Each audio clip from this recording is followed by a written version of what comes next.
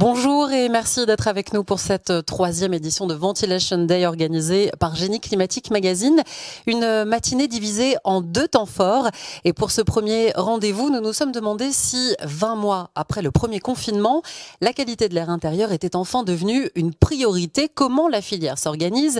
Où en sont les innovations du côté des industriels? Et puis surtout, comment passer à la vitesse supérieure? On en parle tout de suite avec nos invités. Benoît Lecornu, responsable marketing chez Panasonic. Pascal Housset, président de l'Association française de ventilation, et Michèle Potard, dirigeante de VMI.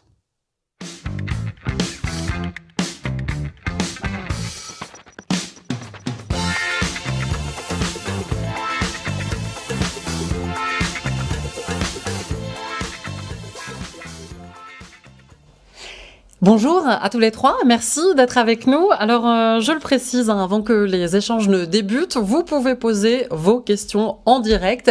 Hugues Jens, qui est le secrétaire de l'Association française de ventilation, est caché en régie. Il viendra avec nous à la fin de nos échanges pour nous livrer toutes les questions que vous avez pu poser et puis on tentera ensemble d'y répondre. Je le disais en introduction, Pascal Housset, ça y est, la qualité de l'air intérieur, du moins on pourrait croire, prend de l'ampleur. On en est où réellement dans la perception de la qualité de l'air intérieur chez les Français? Bonjour. Eh bien, la qualité de l'air intérieur des bâtiments a pris vraiment de l'importance, a pris du volume, si je puis dire, surtout avec cette période post-Covid que nous connaissons. On s'est aperçu véritablement que même ce qui pouvait sembler invisible, en final, dans l'air, pouvait être dangereux. Donc, il y a une vraie prise de conscience, me semble-t-il, sur la qualité d'air intérieur des bâtiments. Donc, il est tout à fait légitime d'en parler de près ou de loin aujourd'hui. C'est intéressant que vous parliez de cette condition d'invisibilité de l'air. On y reviendra tout à l'heure lors de nos échanges. Michèle Potard, est-ce que vous sentez, en tant qu'industriel, est-ce que votre entreprise a ressenti cet effet Covid sur son activité? Oui, tout à fait.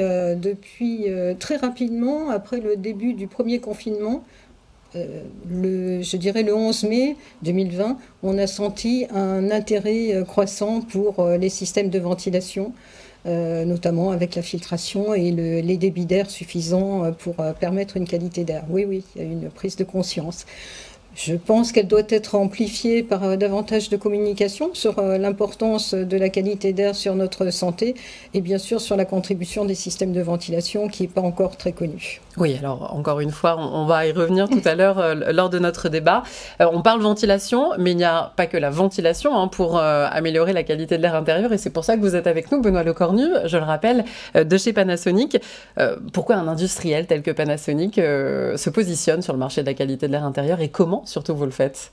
Bonjour, donc en effet ça fait maintenant plus de 20 ans que Panasonic a pris en main la notion de la qualité de l'air et de son importance, au-delà des systèmes de chauffage et de climatisation qui sont devenus presque indispensables, surtout au niveau du chauffage.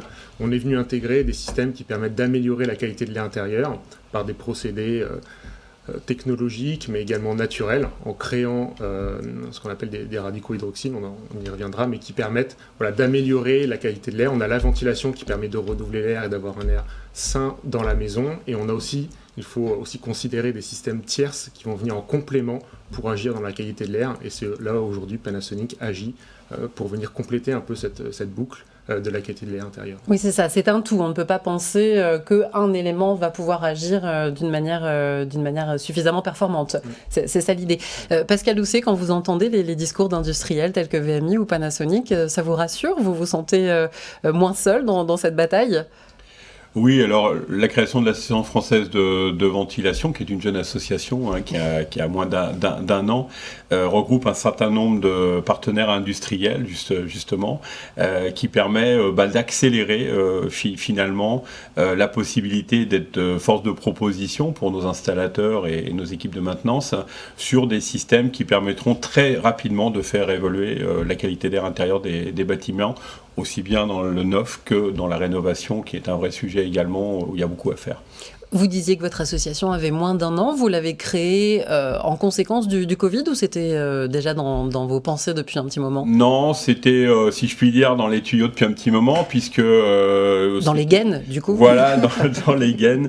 Il y avait une prise de conscience déjà sur l'amélioration, nécessité d'amélioration des installations de ventilation, puisque malheureusement on avait un constat qui était quand même pas terrible, c'est-à-dire qu'on avait plus de 50% des réalisations, aussi bien en offre qu'en rénovation, qui avaient des anomalies, et donc il fallait absolument que la profession s'organise pour pouvoir améliorer la qualité des installations. Donc c'est ce que nous avons fait au travers de cette association, puisqu'on regroupe, il y a 7 cofondateurs qui sont là, et principalement, donc si je peux les citer, donc les entreprises d'installation de la CAPEB, de la FFB, la maintenance avec le SINASAV, nous avons également le SNEFCA et puis FEDEN. Donc on a vraiment toute une représentation déjà de gens de terrain qui sont aussi bien sur la réalisation, une partie de conception et la maintenance, mais également nous avons réuni donc les industriels avec Uniclimat qui représente la branche justement des industriels,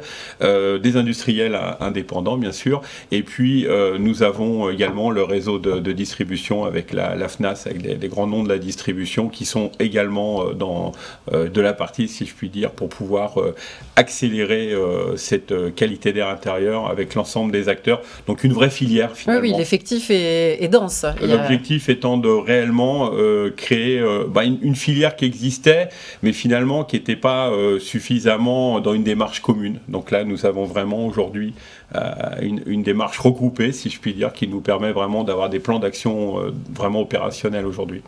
Je voudrais revenir sur cette notion de qualité de l'air intérieur. On le disait, il y a une prise de conscience de la part des Français, très certainement également sur le terrain, mais nos politiques, les pouvoirs publics, est-ce que eux aussi, ils arrivent à acquérir cette notion et à en faire la leur et à la défendre? Michel Potard, peut-être que vous avez envie de répondre à cette question.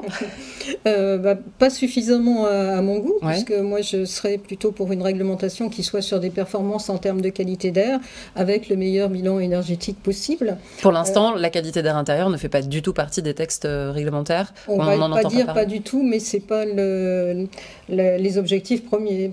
Et pourtant, maintenant, nous avons des capteurs pour pouvoir permettre de réguler avec une intelligence au juste besoin, tout justement pour pas que ça soit trop énergivore. Nous avons des remontées, tout ce qui est connectique est bien en place maintenant, donc on peut assurer le rendu en termes de qualité d'air, donc assurer les occupants des bâtiments qu'ils ont une bonne qualité d'air via cette régulation. Et puis bon, là, c'est pas nouveau, mais de la filtration, bien sûr, pour ne pas rajouter la pollution extérieure à la pollution intérieure, ce qui est un petit peu dommage, et sachant que la pollution atmosphérique est le polluant le plus dangereux pour notre santé. Oui, Et qu'il est porteur aussi, il peut être porteur de virus aussi, il peut servir de véhicule. Oui, complètement. Et on l'a vu, le Covid, en tout cas, nous faisait réfléchir différemment. Il y a tout de même une petite avancée qui est parue cet été, enfin, de mes yeux, c'est une avancée. Un arrêté du 31 août 2021 qui pose un référentiel national dans les établissements accueillant des jeunes enfants. Je ne sais pas si vous avez vu ce texte-là, qui parlait d'un débit minimal d'air neuf introduit à 30 mètres cubes par heure, je crois, par place autorisée. Ça veut donc dire qu'on va dans le bon sens, non, Pascal Housset?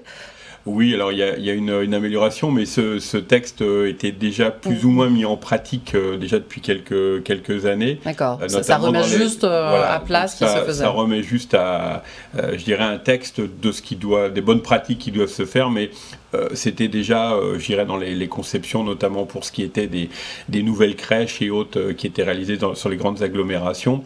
Donc effectivement, c'est un plus, mais il faut qu'on aille encore un peu plus loin sur l'ensemble des typologies de bâtiments finalement, où la qualité d'air intérieur doit se positionner également. Oui, et puis au-delà du taux de renouvellement d'air par personne dans une crèche ou dans une école, je pense qu'il est vraiment important de regarder les polluants présents. et notamment avec bien sûr il y a la présence des enfants, mais il y a un indicateur de confinement qui a été revalidé, qui était déjà une référence, hein, le CO2 c'était déjà une référence, maintenant il a été validé par le Haut Conseil de santé publique, où on ne doit pas dépasser les 800 ppm de CO2. Alors qu'avant c'était 1000, c'est ça, non? C'était des icônes qui matérialisaient la qualité de l'air. D'accord. Ok, il n'y avait rien de très précis. Je vois si, dans vos regards.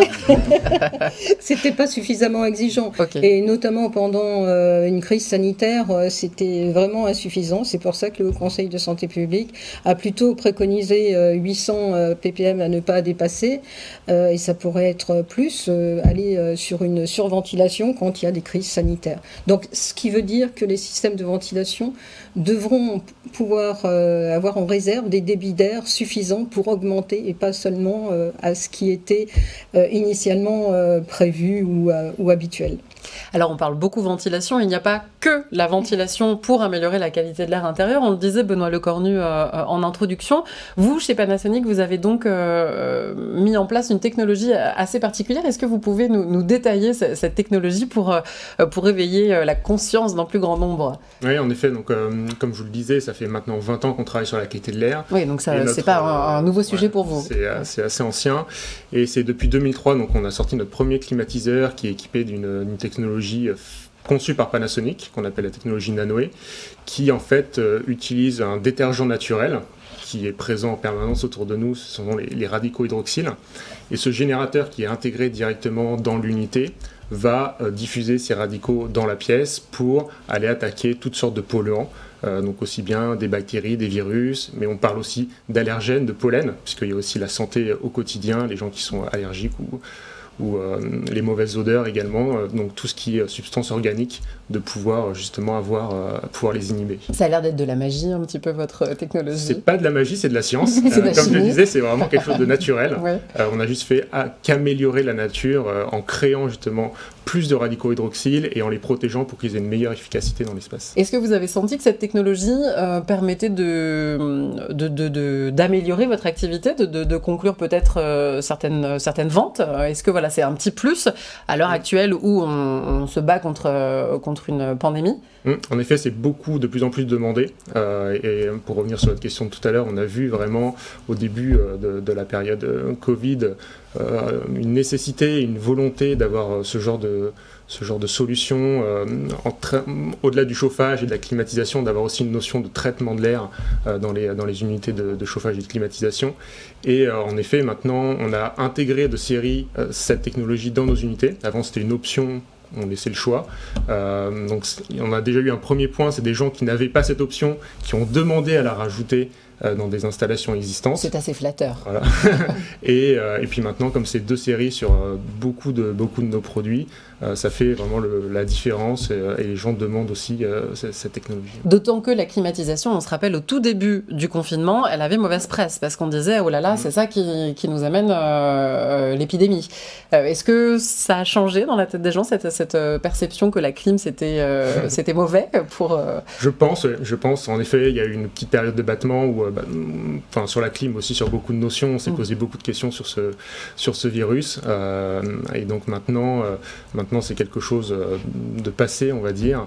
Et le fait de rajouter justement ce discours d'amélioration de la qualité de l'air en relation avec le chauffage et la climatisation, non pas que ça a un effet neutre, mais ça a un effet positif, améliore et aide justement à lever un peu ces doutes que certaines personnes auraient pu avoir. Est-ce que des industriels tels que Panasonic et VMI peuvent communiquer ensemble, peuvent se mettre ensemble au sein d'une meilleure qualité de l'air intérieur? Est-ce que ça, c'est possible? Voilà, quand on parlait tout à l'heure, Pascal Housset, de cette synergie, de cette envie commune de combattre la mauvaise qualité d'air intérieur.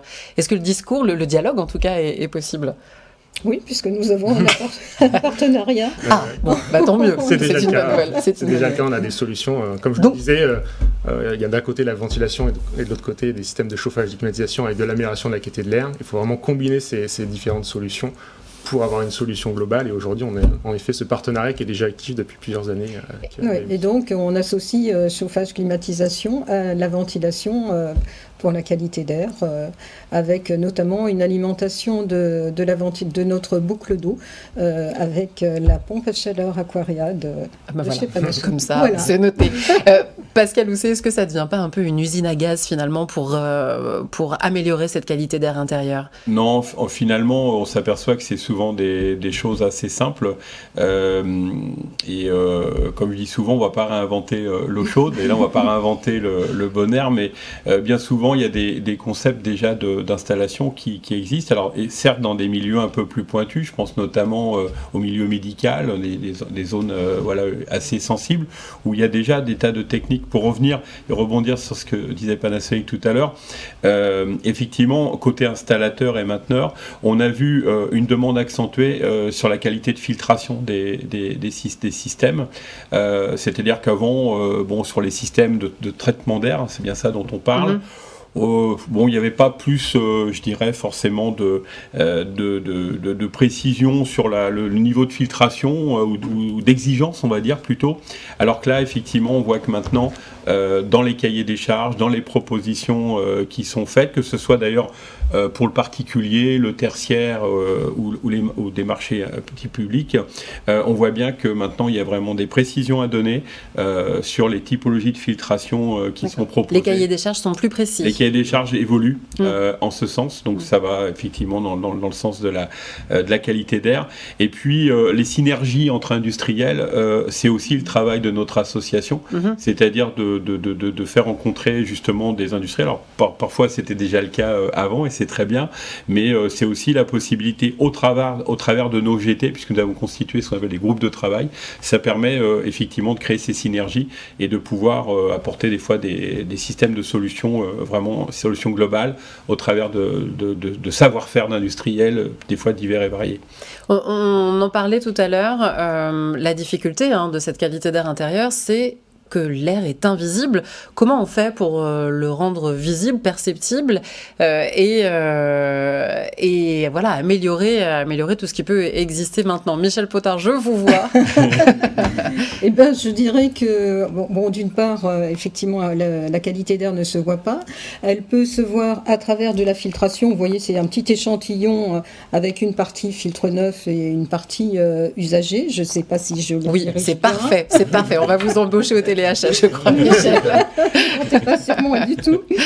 Donc, ça sensibilise vraiment les utilisateurs et les clients, parce que forcément, ils le voient. Ils se rendent compte. Ils ont déjà conscience chez eux qu'il y a moins de poussière et tout ça, et puis des gens qui peuvent avoir des problèmes respiratoires, les allergies, sentent nettement. Mais il faut qu'ils aient passé la période, enfin qu'ils aient fait l'achat et qu'ils se soient équipés de systèmes de ventilation avec filtration et avec aussi alarme pour pouvoir changer les filtres. C'est important, parce que si c'est pas à Pascal Housset que je vais apprendre ça, s'il n'y a pas d'alarme, il n'y a pas de changement de filtre, et là c'est pire.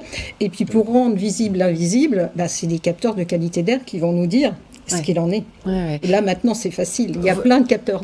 Je ne fais pas de la pub pour ce capteur. Non, mais c'est très intéressant. Ça veut dire que maintenant, l'intelligence est au service de la qualité de l'air. On a des capteurs qui sont fiables et abordables, parce qu'avant, ce n'était pas trop le cas. Enfin, en termes de... Il faut intégrer des capteurs de qualité d'air à un système de ventilation. Et la ventilation n'avait pas forcément une grande valeur. On a souvent dit que c'était le parent pauvre. Donc, rajouter des coûts pour bien réguler et savoir ce qu'il en est, ce n'était pas évident. Maintenant, tout un tas d'industriels ont travaillé pour nous fournir des capteurs de qualité d'air fiables et abordables qu'on peut intégrer à nos systèmes, qui permettent de réguler le débit en fonction des polluants. Donc on est au juste besoin pour éviter de soit trop ventiler, et donc là c'est la partie énergétique qui est touchée, soit insuffisamment ventilé et faire des zones de confinement où peut se développer les virus. Donc on a ça, et puis il y a toute la remontée de données qu'on peut faire, puisque en direct les occupants peuvent suivre les principaux éléments de la qualité d'air qu'ils ont, donc on le rend visible. Encore faut-il qu'on amène amène les occupants à acquérir ce genre d'objet. Comment on peut faire? Est-ce que... Alors, pour compléter les propos de Michel Potard, c'est effectivement, déjà, il y a le côté maintenance. Il est important, et c'est le message que nous faisons passer, nous, à l'Association française de ventilation, c'est de valoriser la maintenance d'un système de ventilation. Justement, parce que ça ne se voit pas. On a un nombre considérable d'installations aujourd'hui de ventilation et aussi de climatisation, il faut dire, qui ne sont pas entretenues.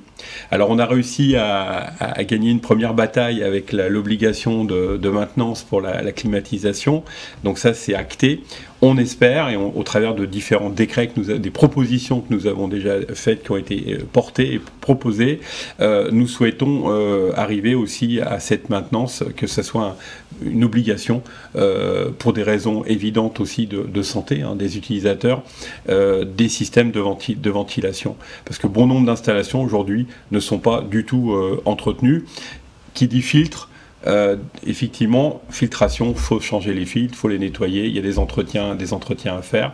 Donc, effectivement, comme l'a dit Michel, les systèmes de sonde seront importants parce qu'elles permettront de pouvoir avoir ce côté alerte auprès de l'utilisateur, de dire il est nécessaire que je fasse vérifier. Alors soit je le fais moi-même, soit je fais appel à un professionnel pour le faire. Et j'irai même plus loin, c'est qu'aujourd'hui nous on travaille beaucoup avec la maintenance et avec nos amis du CINASAB sur la maintenance prédictive, ce qu'on appelle. Et en fait ce système de son nous permettront aussi d'anticiper et de pouvoir ne pas attendre que tous les fils soient complètement obstrués avant d'intervenir. Donc c'est aussi d'avoir des interventions plus efficaces en amont et d'avoir une ventilation de qualité en permanence. C'est l'objectif que nous avons. Et c'est très intéressant d'entendre ça. Ça veut dire que ça y est, on est passé à l'étape d'après. Si on en est à de la maintenance prédictive sur les systèmes de ventilation et de qualité d'air intérieur, j'englobe d'autres solutions telles que la climatisation. On a encore, vous le disiez tout à l'heure, un petit retard de la part des pouvoirs publics. Dans la RE 2020, n'en parlons pas, la qualité d'air intérieur, voilà, on n'en voit pas de citation. Il y a peut-être un espoir avec le label RE 2020. Est-ce que vous croyez que dans ce label RE 2020, la qualité d'air intérieur va être enfin prise en compte? Pascal Housset? Oui, alors c'est un premier pas, c'est-à-dire que il y a quand même est abordée quand même la qualité d'air intérieur dans cette RE 2020. On ne peut pas dire qu'elle n'est pas abordée, elle est abordée mais pas suffisamment. Voilà, pour modérer les propos. Au niveau c'est acté de toute façon cette RE 2020, ce qui est lié à la ventilation. Maintenant, c'est quelque chose qui est enclenché. Il nous semble que ça ne va pas assez loin, mais on peut l'accompagner. C'est vrai nous avons une réglementation sur la ventilation qui date, puisqu'on est RE 2020 sur l'aspect thermique et on est des textes de 1982 sur la ventilation. Donc ce qu'on souhaite, c'est effectivement qu'on puisse réviser ce texte, le revoir, le réadapter. Je pense sincèrement que ça passera par la rénovation. C'est-à-dire profitons justement des gros enjeux de la rénovation pour pouvoir retravailler sur cette réglementation de ventilation. Et nous, le rôle de l'association, ça va être d'accompagner cette rénovation des systèmes de ventilation, également alors quand j'y accompagner, c'est accompagner les acteurs, c'est-à-dire les entreprises qui vont faire acte de rénover le système de ventilation et les mainteneurs également. Donc on y travaille déjà avec un certain nombre d'acteurs comme l'AQC, le CSTB et autres. Donc c'est déjà des travaux qui sont engagés au sein de l'association. Alors vous parliez rénovation énergétique, certains parlementaires se sont emparés du sujet. Il y a notamment Jean-Luc Fugit, député du Rhône. Il aurait voulu être avec nous, mais voilà, quand on est élu, on a d'autres obligations. Jean-Luc Fugit qui souhaite mettre en place un DPE qualité de l'air intérieur. Écoutez. La crise sanitaire que nous venons de vivre et que nous vivons encore un petit peu, a accentué la prise de conscience sur ce sujet, notamment on peut dire que c'est un sujet sur lequel il reste beaucoup à faire. C'est ma conviction que nous devons profiter de l'opportunité des multiples, notamment rénovations énergétiques des bâtiments, effectuées en ce moment pour évaluer et au besoin, entre guillemets, réparer les dispositifs de renouvellement d'air. Cela pourrait passer d'ailleurs par un diagnostic de performance de la qualité de l'air intérieur qui permettrait d'évaluer la qualité du renouvellement d'air, la présence des moisissures ou des matériaux polluants ou encore l'entrée de polluants extérieurs. Cela permettrait aussi d'uniformiser la réglementation sur l'air intérieur. Les industriels notamment ont besoin de savoir ce qu'il faut installer et comment le faire le mieux possible. Je mène d'ailleurs aujourd'hui avec ma collègue sénatrice Angèle Préville une étude sur les liens entre la pollution de l'air et le Covid-19 et nous travaillons dans ce cadre sur la question des purificateurs d'air. Aujourd'hui, à ce stade, n'oublions pas que contrairement à la Belgique par exemple, la France n'a pas de réglementation sur l'installation et l'utilisation de ces appareils dans les établissements recevant du public. Il ressort d'ailleurs à ce stade de notre travail qu'une telle réglementation est plutôt nécessaire, voire impérative, car si certains systèmes peuvent être utiles dans certaines situations, d'autres peuvent avoir des effets néfastes sur la santé. Tout le monde, y compris les industriels, bénéficierait de cette clarification. Le diagnostic de performance de qualité à l'intérieur que je propose permettrait également d'accentuer la prise de conscience en créant une véritable exigence de qualité de la part des citoyens.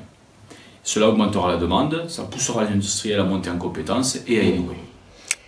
Est-ce que, quand vous entendez un discours tel que celui de Jean-Luc Fugit, ça vous réconforte et est-ce que ce serait la solution, ce DPE qualité de l'air intérieur? Benoît Lecornu, Michel Potard? Je pense que c'est en effet une bonne approche, parce que déjà dans un premier temps, comme on le dit, ça permet d'informer, de communiquer sur la qualité de l'air, donc c'est un premier point. Encore une fois, de la pédagogie auprès du grand public, ouais. Exactement. Et puis en effet, on a besoin d'un cadre. Il y a beaucoup de technologies qui arrivent. Il y a besoin de communiquer sur ces technologies, mais aussi de poser un cadre pour éviter des contre-références, comme il l'a dit, parfois ça pourrait être dangereux. Il y a besoin de rassurer, parce qu'on l'a vu, maintenant les utilisateurs apportent de l'importance à ce qu'ils respirent et ils ont besoin d'être rassurés sur maintenant on va venir modifier en quelque sorte l'air qu'ils respirent à l'intérieur de chez eux, soit par de la ventilation ou par des systèmes d'amélioration de la qualité de l'air, et ils ont besoin d'être rassurés par soit des labels, soit de la réglementation qui va leur permettre de dire oui, cette technologie est fiable, cette technologie va contribuer à une meilleure qualité de l'air intérieur. Michel Potard, un DPE qualité d'air intérieur. Un DPE qualité d'air, oui, ça pourrait avoir beaucoup de sens, effectivement. Ce serait le joli cadeau de Noël, c'est ça? Oui, tout à fait, parce que on parlait souvent ventilation, mais pas suffisamment qualité d'air. C'est comme ça qu'on n'a pas assez communiqué pour que le grand public sache l'importance et qu'il ait fallu qu'il y ait la crise sanitaire qui passe par là. Moi, je suis contente qu'il y ait des actions comme ça qui tendent à valoriser la qualité d'air, comme l'Association française de ventilation, parce que c'est un vrai gage pour faire avancer ce sujet-là.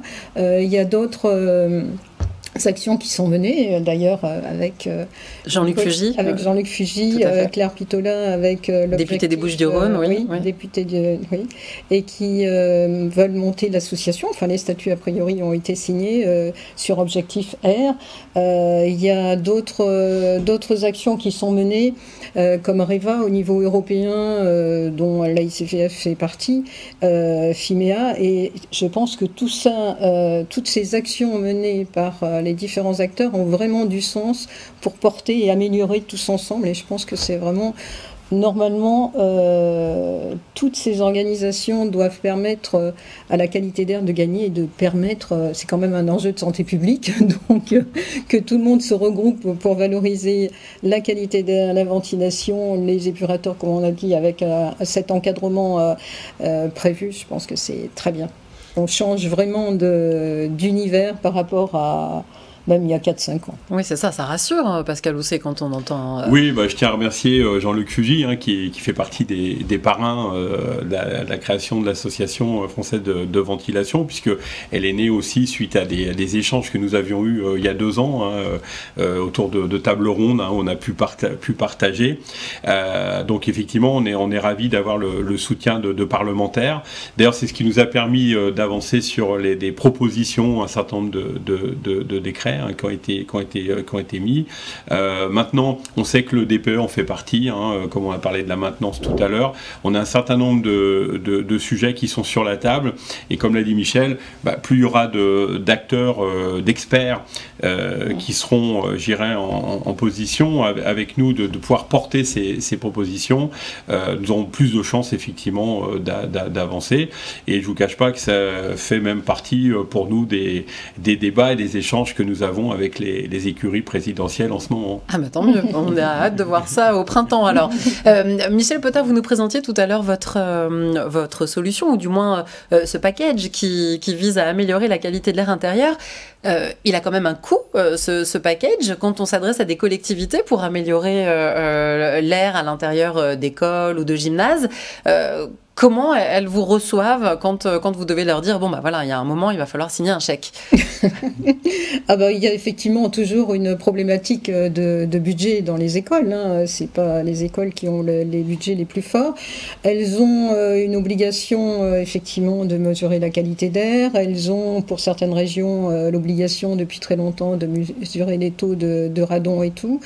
Ça se fait petit à petit, quoi. Il faut trouver les budgets. Elles sont plutôt enclins à vouloir bien évidemment améliorer la qualité d'air, et après ça met plus ou moins de temps en fonction de la sensibilité et puis des budgets. Vous étiez d'ailleurs, je crois, au Salon des maires la semaine dernière. Vous avez été bien reçu. Oui, c'est un sujet qui intéresse, qui est nouveau pour certains, hein, pour les maires, parce qu'ils ont souvent un service technique qui gère cette partie-là. Donc, des fois, ils arrivent un peu surpris, mais bon, ils comprennent l'intérêt, effectivement. Parce que sinon, comme pendant la crise sanitaire, c'est quand même les fenêtres qui doivent être ouvertes, donc elles le sont ou elles le sont pas. Et en plein hiver, c'est pas du tout bon pour le bilan énergétique. C'est sûr, Pascal Housset, ça vous fait rigoler quand oui, on parce dit ouvrir les alors, fenêtres. au rire, oui et non, parce que finalement, c'est très problématique pour beaucoup d'élus. Nous pouvons constater, on a échangé d'ailleurs au Salon des maires avec quelques élus, on a beaucoup d'entreprises dans les territoires, entreprises de génie climatique, enfin des entreprises qui font de la ventilation, qui nous disent être sollicitées effectivement par des mairies qui ne savent pas trop par quel bout prendre le sujet et surtout comment le financer. Nous, notre sentiment à l'AV, c'est qu'il faudrait qu'il puisse y avoir des fonds dédiés parce qu'il y a une vraie urgence. Il s'agit quand même de la santé de nos enfants. On ne peut pas passer l'hiver à dire il y a des bips, des détecteurs de CO2, on ouvre les fenêtres en plein hiver. Ça va créer d'autres problématiques de santé. Et puis aussi énergétique. Hein, on va amplifier l'éco énergétique des bâtiments. Donc il faut y remédier. Donc je pense qu'il faut qu'il y ait rapidement des fonds dédiés auprès des communes et des intercommunalités pour pouvoir régler ces sujets-là sur les bâtiments qui nécessitent rapidement des installations. Ensuite, il y a un travail aussi qui se fait avec les bureaux d'études également pour pouvoir, dans la conception, rapidement faire des propositions qui puissent être quantifiées, chiffrées, étudiées au cas par cas, parce que chaque bâtiment étant différent, il est nombre d'enfants différents, etc. Donc il y a des critères à avoir. On n'a pas un modèle type pour tous les bâtiments, on n'a pas une solution technique qui est le même pour tous les bâtiments, mais finalement il y a quand même une urgence à avoir là-dessus. Les pouvoirs publics, je pense, en sont quelque part conscients, mais la mécanique est long à prendre. Donc je pense qu'il y a une mobilisation à avoir sur ces sujets-là. Donc ça fait partie des sujets aussi sur lesquels nous travaillons avec les parlementaires. Donc il y a aussi Marjolaine Meunier-Maillefer qu'on n'a pas cité, qui est aussi dans cette boucle vertueuse, si je puis dire. Qui est très actif sur le domaine de la rénovation énergétique. Exactement. Donc on ne peut pas avoir de rénovation sans ventilation. Donc c'est vraiment intimement lié et ça doit être un réflexe maintenant dans la rénovation des bâtiments. Sans ventilation ou du moins sans prise en compte de la qualité de l'air intérieur. Vos solutions, elles s'adaptent plus à la rénovation ou à du neuf? Chez Panasonic, vous vous êtes mis sur quel segment de marché? Alors ça va être le marché qui booste en ce moment, c'est celui de la rénovation, forcément. Bien sûr. Mais aujourd'hui, nos solutions s'adaptent dans les deux marchés. Comme je le disais, c'est présent sur plusieurs gammes, des gammes qui sont aussi bien pour le résidentiel que pour le tertiaire et qui sont aussi bien adaptées au neuf et à la rénovation. Est-ce que vous faites, est-ce que vous communiquez avec des CMistes, avec des promoteurs immobiliers pour vos solutions? Est-ce que voilà, il y a déjà un intérêt de leur part? Oui, il y a un intérêt. Il faut aussi pousser la technologie, bien évidemment. Ouais. On ne pousse pas quelque chose qu'on ne connaît pas, donc c'est aussi le rôle de Panasonic d'informer justement sur ce qui existe et de sensibiliser ces bureaux d'études, par exemple, sur ces nouvelles technologies qui peuvent facilement intégrer, comme je le disais maintenant, ces 2 séries, et donc il n'y a pas besoin de rajouter des options ou ce genre de choses qu'on ne comprendrait pas. Donc c'est beaucoup plus facile pour tout le monde d'aller justement vers cette amélioration de la qualité de l'air. Oui, vous avez un petit peu simplifié le package. On l'entendait, hein, il y a de plus en plus d'acteurs, et vous le disiez, c'est une bonne chose. Maintenant, quelle va être la prochaine étape? Qu'est-ce qu'on attend pour que la qualité de l'air intérieur enfin soit prise en compte et soit améliorée, tout simplement? Est-ce que ça passe par de l'innovation avec de l'intelligence? Est-ce que ça passe par des subventions des pouvoirs publics ou voilà, par une montée en puissance de la filière? Pascal Housset? J'ai envie de dire, c'est l'ensemble. C'est un cocktail vertueux, c'est-à-dire que si on veut que ça fonctionne, il y a une partie qui va être du réglementaire, mais ça suffit pas. Il n'y a pas que le réglementaire. Il y a une partie, effectivement, et qui commence déjà à prendre, hein, parce qu'on voit de plus en plus d'une mobilisation autour de la qualité d'air intérieur de l'ensemble des acteurs, hein, qu'on peut retrouver. Une sensibilité du questionnement chez les maîtres d'ouvrage, on l'a dit. Et tout ça aussi, on ne l'a pas abordé, mais ça doit rentrer dans un cadre économique. C'est-à-dire que aujourd'hui, nous travaillons également, on a parlé des CMistes, mais nous travaillons également avec des structures comme Pôle Habitat, hein, et aussi avec les promoteurs, pour regarder des solutions qui amènent cette qualité d'air intérieur, mais qui soient acceptables en termes économiques. C'est-à-dire justement qu'on ait quelque chose qui ne soit pas d'une complexité telle à installer à coût important et à coût de maintenance également qui serait trop cher. Oui, parce que souvent les promoteurs immobiliers vous réduisent un petit peu l'enveloppe, malheureusement. Alors là, on a un travail de fond, et d'ailleurs leur discours a énormément évolué. Quand on écoute leurs propositions, on voit déjà qu'on a passé vraiment, on a changé de paradigme dans l'approche. Le volet qualité d'air intérieur aujourd'hui fait vraiment partie intégrante de la proposition d'un constructeur. Ou d'une structure qui fait des rénovations importantes de bâtiments. Ce qui pouvait être souvent le parent pauvre, on va dire, de la proposition, ou le curseur économique d'une construction ou d'une rénovation, j'ai envie de dire, aujourd'hui, est la valeur ajoutée. C'est-à-dire de pouvoir, voilà, d'avoir une proposition, une notion de confort et de qualité d'air intérieur d'un bâtiment bien fait. Bien sûr, il y a le côté énergétique, mais pas que. Ce volet-là, aujourd'hui, est une attente aussi, véritablement, de tout le monde, finalement, et puis du consommateur. Ça ne se ressent pas plus dans le tertiaire, là où on essaie de préserver les personnes allant travailler, que dans le résidentiel? Eh bien, la tendance est un peu inversée, parce qu'avec beaucoup de gens qui télétravaillent aujourd'hui, beaucoup de gens passent plus de temps, et je pense que ça va continuer. On a encore une grande partie de télétravail qui va se faire.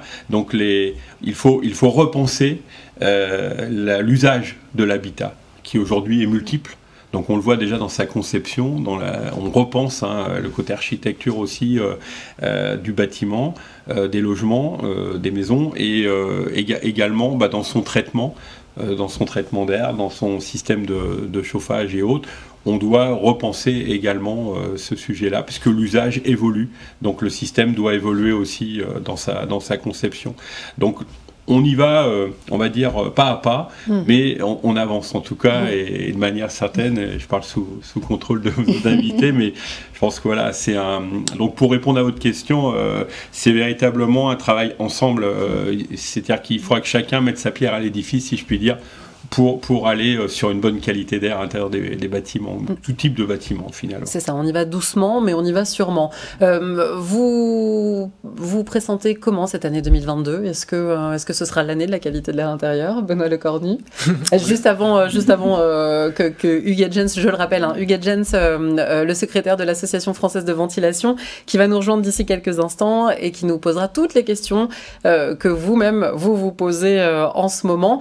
Donc oui, Benoît Lecornu, je le disais, est-ce que 2022 c'est l'année de la qualité de l'air intérieur ? On l'espère tous, et c'est vrai que toutes les innovations et toutes les solutions qui sont en train de se mettre en place depuis maintenant ces derniers mois, ces dernières années, permettent aujourd'hui d'avoir quand même une base solide pour attaquer 2022 avec les bons outils, on va dire, pour pouvoir passer un cap et vraiment faire le sujet de la qualité de l'air intérieur une vraie problématique et un vrai sujet que tout le monde va prendre à bras le corps. Et donc vous vous sentez conquérant pour 2022, c'est ça ? Exactement. Michel Potard, vous partagez ce sentiment ? Oui, tout à fait, puisque 2020 a été une très bonne année avec effectivement cette prise de conscience. 2021 se confirme largement. Donc je pense qu'on est sur le bon chemin avec tout ce qui peut être fait pour aussi conforter cette sensibilisation sur la qualité d'air. Donc oui, plutôt très optimiste pour 2022. Est-ce que Et puis, toutes les actions dont on a parlé, enfin c'est vrai que l'Association française de ventilation porte ce sujet-là à bras-le-corps avec toutes les autres organisations dont j'ai parlé, et ça fait un petit peu, ça prépare toute la filière à bien travailler et à bien communiquer sur cette importance. Et avec tous les outils qu'on a pour confirmer les résultats, on doit gagner. Alors, je vais faire un petit teasing pour notre deuxième webconférence. Est-ce que il ne faut pas aussi que la filière se muscle un peu, Pascal Housset, sur le terrain pour répondre à toutes ces attentes ? Oui, tout à fait. Donc ça, c'est des travaux qui sont également en cours. Donc on a un GT formation au sein de l'association qui est lancé. Nous avions déjà eu des réflexions là-dessus. Donc ça va passer par la formation. Le recrutement, la formation, donc ça va être aussi générateur d'emplois, parce qu'il y a besoin de recruter pour pouvoir à la fois réaliser, mais aussi dans la maintenance, avec toutes les difficultés que nous pouvons avoir de recrutement. Mais le sujet de la qualité d'air intérieur aussi peut être un bon sujet pour faire venir aussi des jeunes ou dans le cadre de reconversion. Donc formation des jeunes. Donc on y travaille, on souhaite développer des plateformes dédiées à la ventilation. Et nous y travaillons déjà sur un éco-campus parisien, là où on a en projection de pouvoir avoir véritablement une plateforme dédiée à la formation de la ventilation, ce qui sera vraiment une première, et ensuite le modéliser et de pouvoir travailler avec les différents industriels pour pouvoir développer d'autres plateformes et former nos jeunes partout où c'est possible en France, à la fois sur les travaux de la ventilation, mais pas que, sur une bonne compréhension finalement de qu'est-ce que c'est que la qualité d'air intérieur des bâtiments. Donc il y a effectivement des programmes qui sont ambitieux, prévus pour former des salariés, former des équipes de façon à pouvoir tenir et finalement les objectifs qu'on s'est donnés. Alors, on disait la crise sanitaire a été favorable pour cette prise de conscience de la qualité de l'air intérieur. Est-ce qu'elle n'est pas un petit peu néfaste aussi au développement de différents outils ? J'entends par là pénurie de matériaux. Est-ce que vous sentez qu'il y a un petit décalage entre ce que vous êtes capable de fournir et la demande actuelle grandissante ?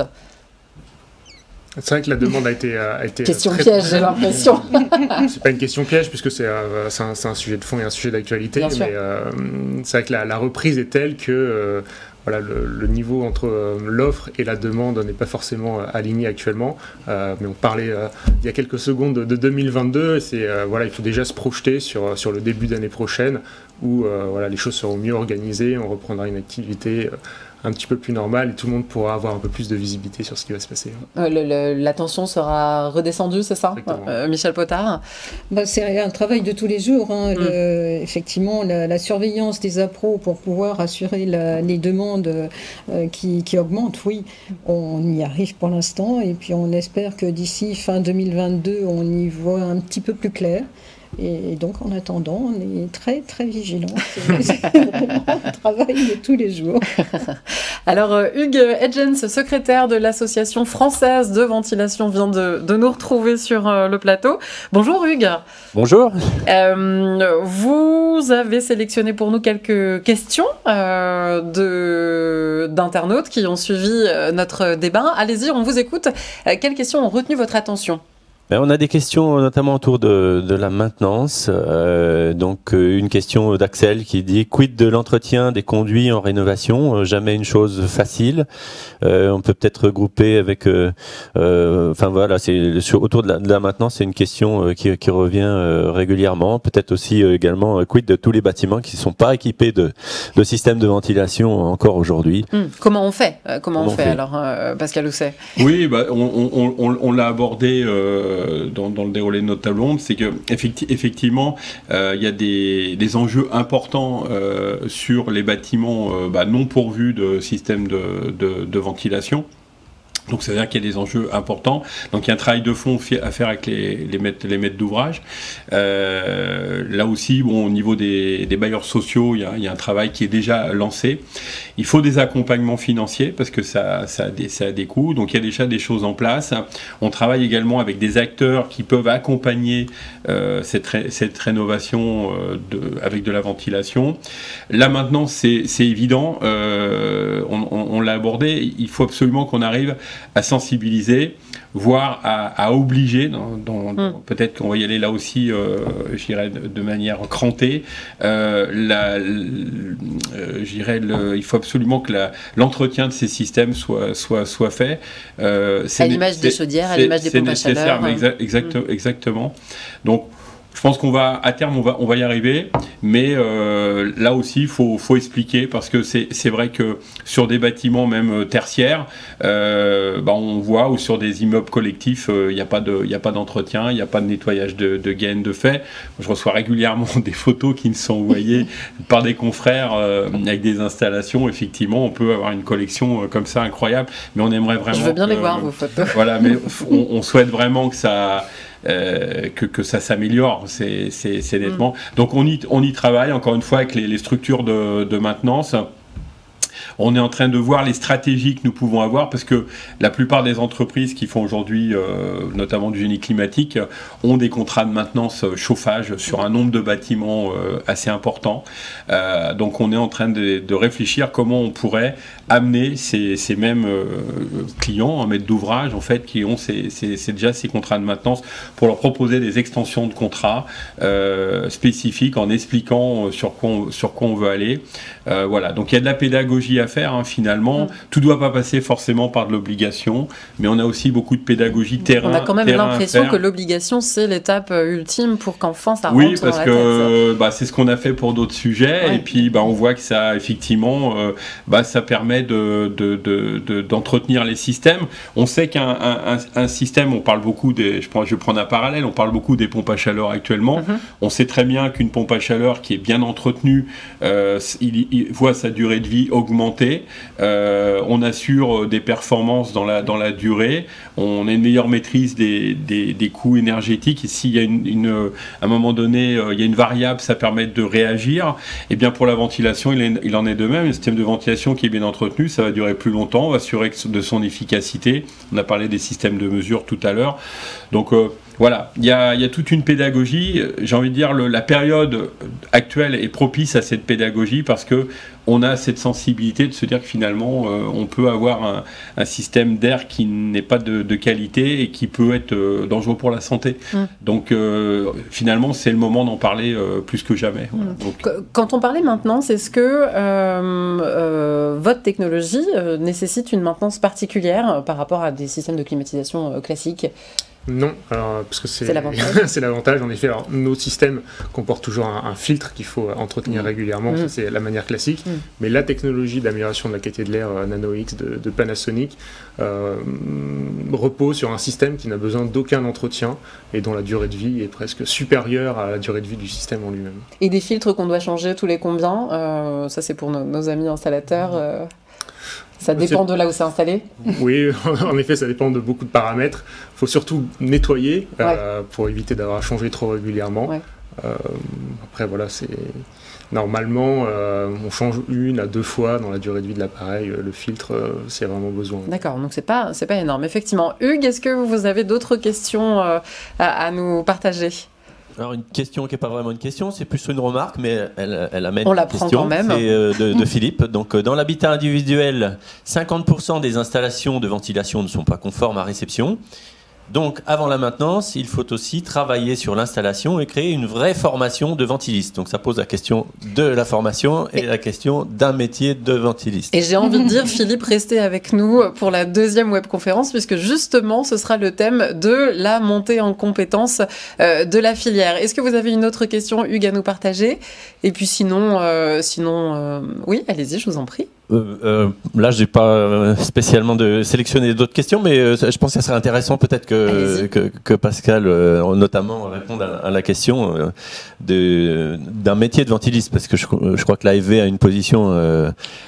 Oui, alors notre réponse, elle est très simple, c'est que moi je dis toujours, on va pas réinventer un métier qui existe déjà depuis longtemps. Depuis plus de 30 ans, le métier existe déjà.